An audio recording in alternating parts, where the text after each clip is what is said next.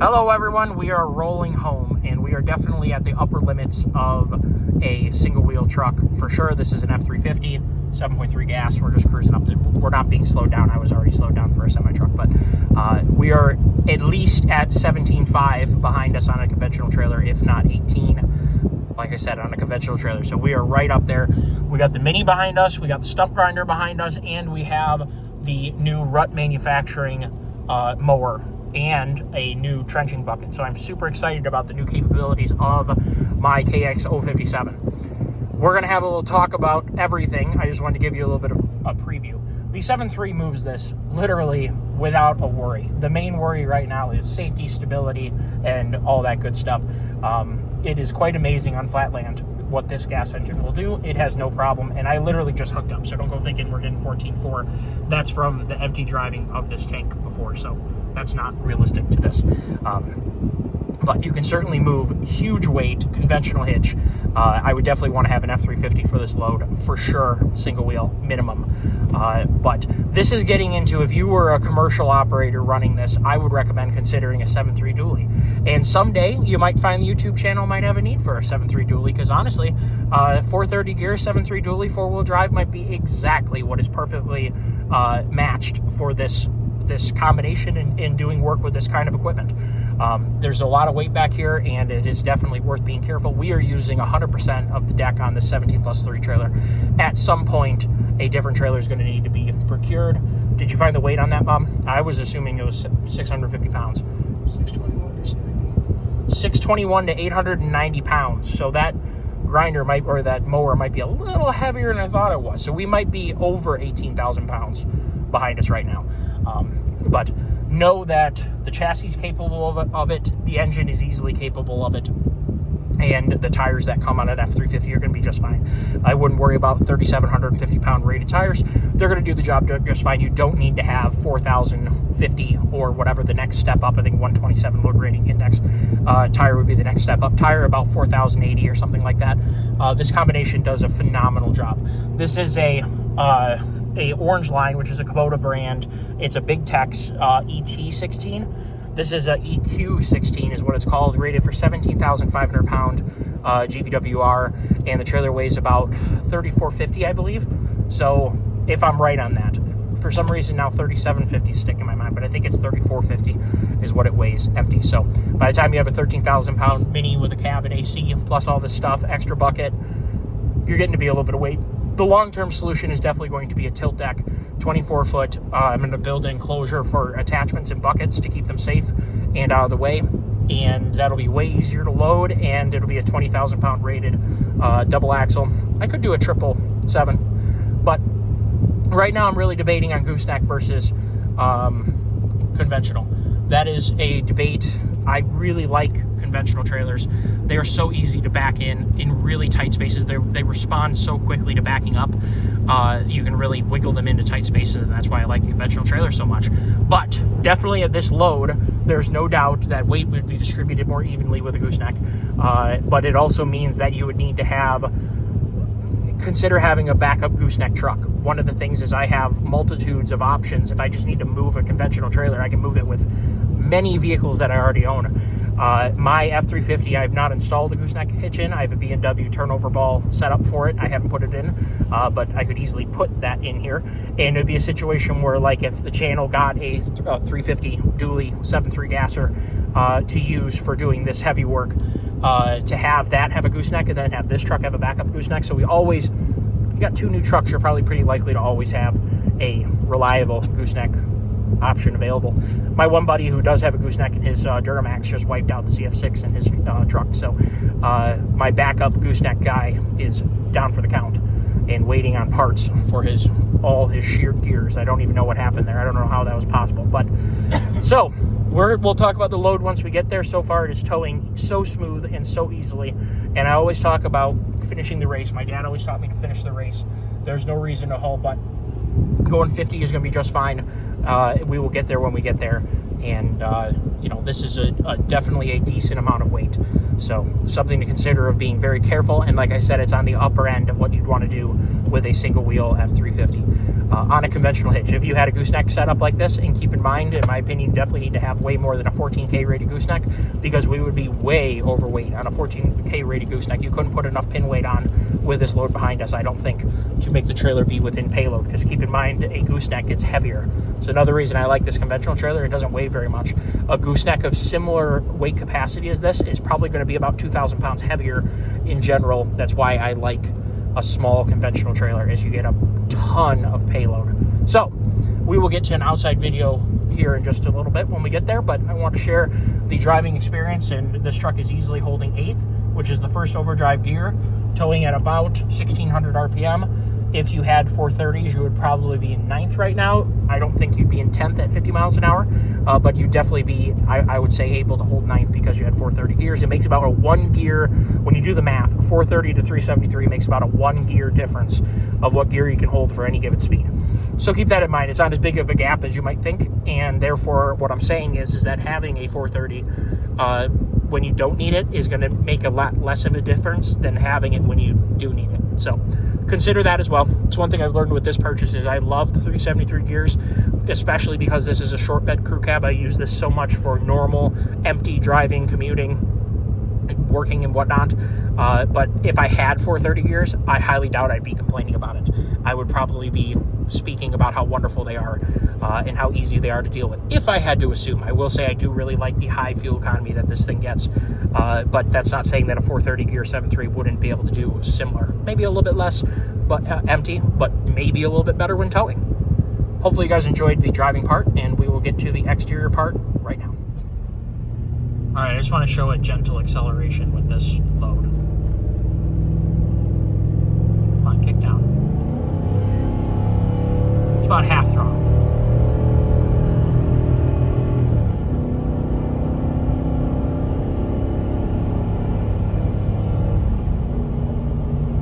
So, obviously it holds its own just fine. I mean, that's up to speed pretty quickly. And that was not full throttle, like I said, that about half throttle. There's a real wall with this truck to get it to downshift when you're at that situation. So you kind of got to kick it a little more to get it to go all the way down. Because it'll claw up at that lower RPM, but that's no fun. Well, I can't stand far back enough to get the full scope of the load behind the truck. I'm going to rave for a moment about the excellent performance from my 7.3 gas-powered F350.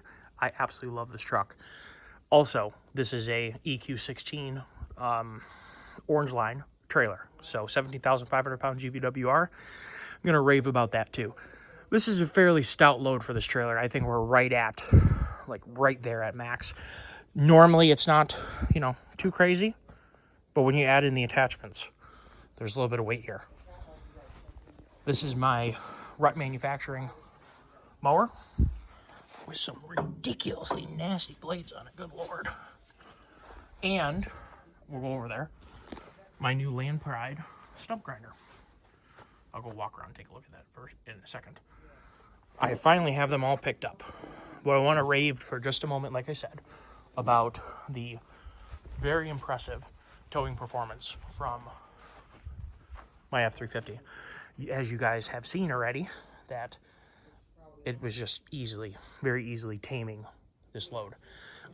We have the extra digging bucket in the back, and yes, this is a little bit archaic. Everything here is a little bit archaic. It got us home the 30 miles it is just to bring this whole massive combination home. The long term, there is going to have to be a designated trailer for storing this stuff and utilizing it properly. My long-term goal, maybe you guys can chime in if you're doing anything like this, I would like to have a tilt deck, and I'm kind of thinking a gooseneck trailer, 24 feet long. This is a 17 plus 3. And then build lockers on the front for these to go so that they're held within lockers that have maybe like beaver tail, like clamshell door opening things to protect them and keep rain off them, to lock them and all that good stuff. And then have also bucket storage. This is not a digging bucket. This first one is a grading bucket, fairly wide grading bucket. And then the trenching bucket, that's brand new right there. And then I also have a 18-inch digging bucket, I believe, or else it's 24. A decent sized digging bucket. So there's a lot of attachments that go with this. I would like to leverage this a little bit more for both my uses and for potentially some side gig uses down the road, because there's some awesome potential here. I have to do a little bit of tree clearing, which is what these are going to help with. I have to do a little tree clearing on another property as well. And once I get very comfortable with this whole package, I think that it would be something I've been always very interested in, is land clearing for the intention of deer hunting property improvement. It's something that I am very passionate about and very much enjoy, and I've gotten fairly good at setting up properties with fresh trails, clearings for food plots, and designing the flow of the property to get, to make it happen the way you want it to happen. And then to also be able to enjoy your property in the off season for the trail riding that you do. I snowmobile, I four-wheeler, dirt bike, side by side. And when you have a multi-purpose property that is deer producing and during deer season and highly relaxing for the rest of the time, and also has a healthy population of upland birds and rabbits and all the other stuff, even if you're not hunting those animals make a huge difference toward bettering your property down the road as well. So things that I all very much enjoy, and I think I'd like to look at doing that more seriously in the future.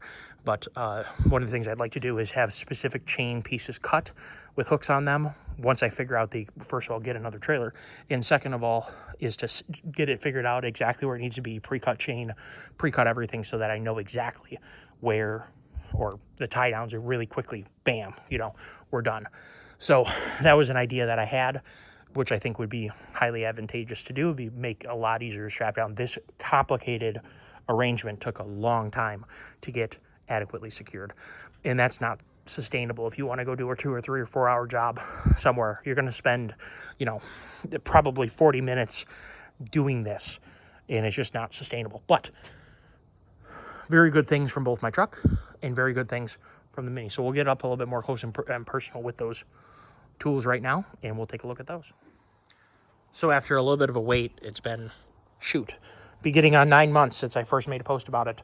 The stump grinder and the Rutt manufacturing mower is here. Very excited to share it with you guys, and I'm sorry it looks like this. Keep in mind that these are very heavy. When I have a minute to get them attached and play with them, I will. I'm getting married not tomorrow, but the day after that, so I've got my hands a little bit full. But I wanted to get these picked up. This has a max GPM of 20 gallons per minute, and that's the model number for this guy. It is big. Look how thick that steel is. I'm really excited to be able to use these drag teeth to clean up the ground. I'm imagining you can definitely dig out some roots with these teeth and whatnot, and the other intended purpose is so that your thumb can grab hold of that, and that is exactly what I wanted to have.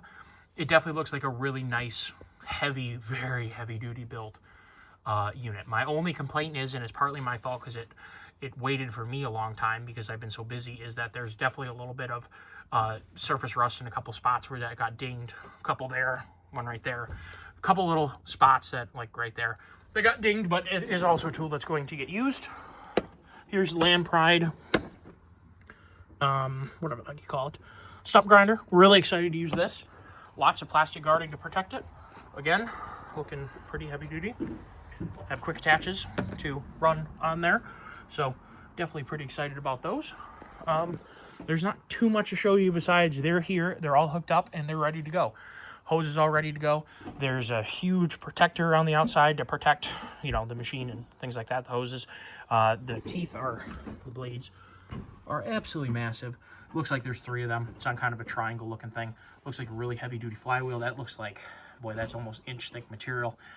Some heavy duty stuff. So I'm super excited to run this stuff. I think that the Mini will be a heck of an excellent tool with these added to the arsenal, and I'm looking forward to giving them a try. I wanted to make sure I share them because there was some question of, well, did you ever go through with getting them? Well, it's been a busy year, but we've got them. These are the attachment points for a Kx057.